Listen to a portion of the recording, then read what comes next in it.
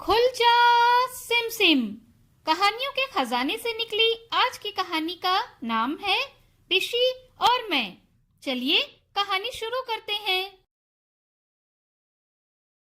मुझे सैर के लिए जाना बहुत पसंद है, खासकर मेरी पिशी के साथ। मैं अपनी फूफी को पिशी कहता हूँ।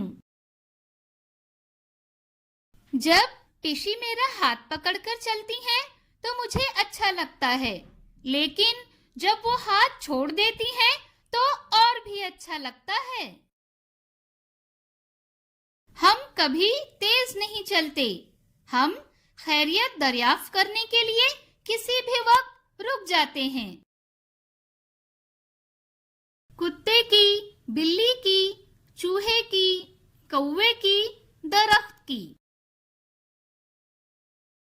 पिशी को गिरे हुए फूल जमा करना पसंद है।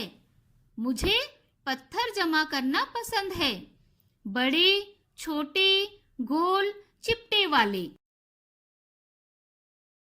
लेकिन सबसे बेहतर वो होते हैं जो बहुत छोटे होते हैं, इतने छोटे कि वो मेरी जेब के कोनों में फंस जाते हैं।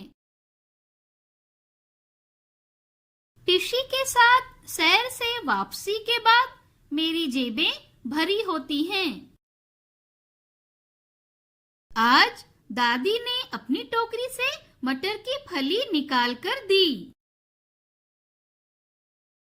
दिलीप भाई ने मुझे ये क्लिप अपनी जादुई सी दिलकश दुकान से दी।